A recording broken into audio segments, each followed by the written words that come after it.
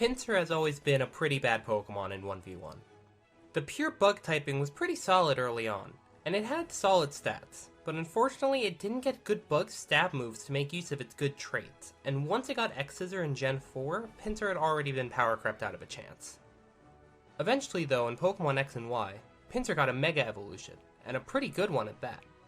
It gained the Flying typing, 30 extra base attack, 20 extra on both defenses, and crucially, 20 extra base speed.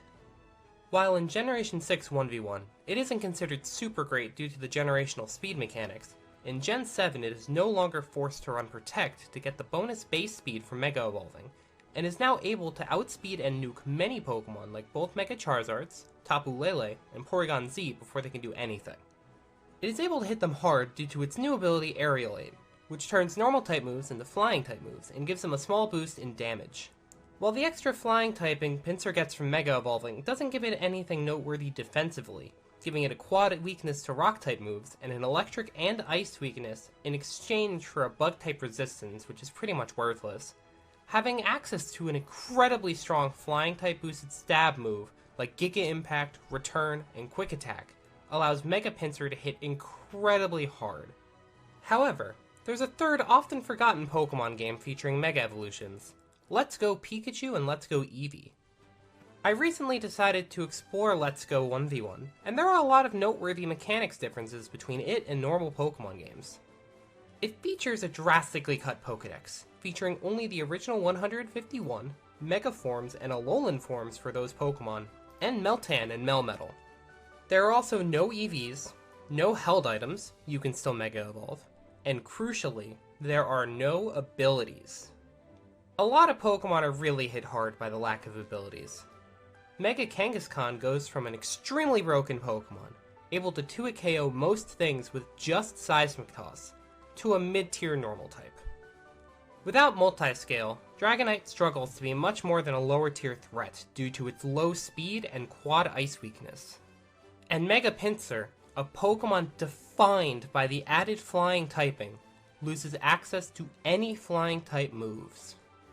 While this sounds like a killing blow to Mega Pinsir's viability, Pinsir has been able to adapt and take advantage of its other great traits to be a high-tier threat in Let's Go Pikachu Eevee 1v1. Let's start out with what it runs. Pinsir pretty much sticks to one set: X-Scissor, Rock Slide, Superpower, and Sword Stance, with a Jolly Nature. Jolly Nature helps Pinsir in the mirror, along with giving it a much better Mew matchup and allowing it to outspeed and defeat Zapdos, which we will get to later. X-Scissor is a solid stab move for the metagame, hitting Mew and Mega Gyarados hard. Rock Slide can threaten Gyarados that has decided not to Mega Evolve yet, along with Zapdos and opposing Pinsir. Superpower is nice coverage for Snorlax and Mega Kangaskhan, but the most important move in Pinsir's arsenal is Sword Stance. Without Aerial Aid, the only reason to Mega Evolve Pinsir is for the stats, since the added flying typing doesn't really do anything for it. Sword Stance is important since it allows Pinsir to be productive while keeping its pure bug typing. Zapdos is a great example of a matchup where Pinsir needs to be careful with Mega Evolving, as it does not OHKO Zapdos with Rock Slide, and in turn gets KO'd by Thunderbolt. However, by not Mega Evolving right away and going for Sword Stance, you can boost up your Rock Slide to safely KO Zapdos, and then Mega Evolve turn 2 to outspeed and OHKO it. If they opt for Reflect, you can use Rock Slide without Mega Evolving turn 2 to get the damage needed to KO at turn 3 with Mega Rock Slide without giving Zapdos the chance to roost. Zapdos isn't the only top tier Pokemon Pinsir is great against. Naturally, with its high attack and speed alongside Stab X-Scissor, Pinsir can easily handle Mew. Against Gyarados, Pinsir can go for Sword Stance and threaten it with X-Scissor once it Mega Evolves, since Gyarados cannot do much damage without Mega Evolving. And even if it tries not to Mega Evolve, Pinsir can hit it hard with +2 Rock Slide.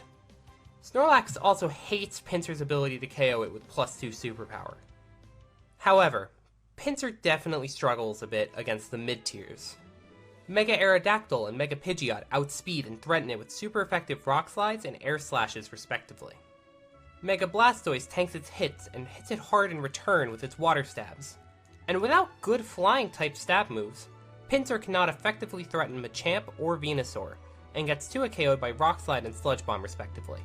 Mega Gengar can also hit Pinsir on its low special defense hard, and it can burn it with Will-O-Wisp, though it does need to be a little bit careful of the rare Earthquake Pinsir. Despite these mid-tier flaws, Mega Pinsir thrives against the current top tiers, and it can be very useful on a large variety of teams. Hey, thanks for watching the video. I have a good amount of things to say here at the end. First, we have 3 tournaments, one of which has a prize pool, so if you're interested, we basically have a Let's Go Pikachu Eevee 1v1 Cup, which is coming out. The sign-up should be out as this video comes out. Same thing for RBY Cup, and also GSC Cup came out last week. Sign-up should still be open for a little bit after this video comes out, so if you're interested in any of those, feel free to sign up.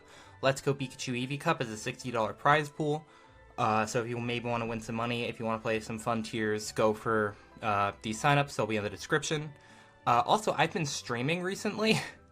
Basically, I'm in charge of 1v1 resources now, and I've been doing a lot of resource work on stream alongside just other 1v1 things. So if you're interested in those, feel free to check it out. While I'm here, the RBY 1v1 info dump support has been insane. I did not expect that video to get as much views and everything as it has. So, thank you. I do plan on doing a lot more stuff on this channel, and I do plan on doing it not in like a year, but maybe a little bit sooner. I have GSC and Let's Go Pikachu Eevee info dumps planned. I'm going to wait until at least after the tournaments finish that I mentioned before. I'll say the the GSC 1v1 info dump has been something I've been kind of on and off working on for like a year and then scrapping it because either for instance, I got the new microphone, I recorded it before the new microphone, or like I discover some big thing and then that changes up a bunch of stuff. But I will eventually finish the GSC info dump. It's going to be very large. Like I remember the last time I tried recording it, it was 2.5 hours just for the Mons. So yeah. Be ready for that whenever that comes out. I also have maybe some more other plans. Maybe I'll make some more videos like this one, just a short video commenting one mon on a metagame. Like I'm thinking about maybe doing something for Mr. Mime and GSC, stuff like that. The Pokemon that, as like for 6v6 players, they don't really think about, and then like in 1v1 in certain gens and stuff, they can actually do pretty well. And also just really cool Pokemon in general. Like I find Mr. Mime and GSC really cool. And also I'm maybe thinking about doing some like False Swipe Gaming-esque videos, like going over the history of certain Pokemon in 1v1. I wouldn't do too many, like probably 15 maximum, but Pokemon like Venusaur, Clefable, Zapdos, Tyranitar, those kind of Pokemon that have been decently consistent throughout all of 1v1, I think would be kind of cool to talk about. But yeah, again, thank you so much for watching. I just felt inspired to make this video, and I do plan on making more content in this channel in the future. Thank you so much for watching. Goodbye.